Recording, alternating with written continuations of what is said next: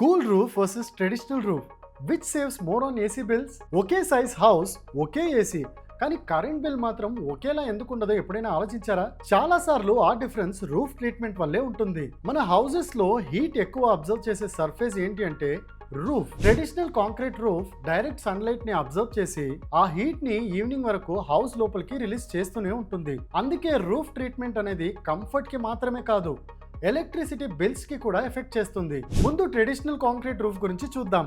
Dark అన్పెయింటెడ్ concrete solar radiation లో 90% వరకు observe చేయగలదు. ఏపీ తెలంగాణ సమ్మర్ లో roof surface temperature 70 degree Celsius కన్నా ఎక్కువ రీచ్ అవ్వచ్చు.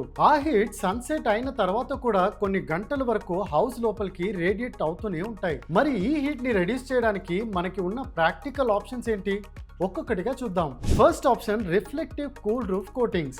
వైట్ లేదా light pigmented elastomeric coatings solar radiation లో 80 to 90% రిఫ్లెక్ట్ చేస్తాయి. Cost approximately 25 to 40 rupees per square feet. Peak summer days లో ఇండోర్ రూఫ్ సర్ఫేస్ టెంపరేచర్ ని 20 to 30 degree Celsius వరకు తగ్గించగలదు. ఇంకా ఎఫెక్టివ్ ఆప్షన్ చైనా మోస్టిక్ లేదా వైట్ సెరామిక్ టైల్ ఫినిష్. ఇది old technique అయినా ఇప్పటికీ చాలా ఎఫెక్టివ్.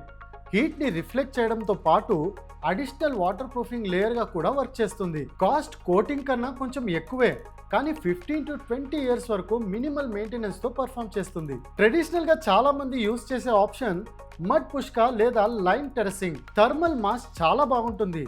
పగలు హీట్ స్లోగా అబ్జర్వ్ చేసి నైట్ స్లోగా రిలీజ్ చేస్తుంది. ఇండోర్ పీక్ టెంపరేచర్ ని న్యాచురల్ గా రిలీజ్ చేయడానికి హెల్ప్ చేస్తుంది. కాస్ట్ ఎఫెక్టివ్ మాత్రం ఆప్షన్, కానీ పీరియడిక్ మెయింటెనెన్స్ అవసరం. కొత్తగా కన్స్ట్రక్షన్ చేస్తుంటే బెస్ట్ పర్ఫార్మింగ్ ఆప్షన్ ఈపీఎస్ లేదా ఎక్స్పీఎస్ ఇన్సులేషన్ బోర్డ్స్. యూజువల్లీ స్క్రీడ్ కింద ఇన్స్టాల్ చేస్తారు.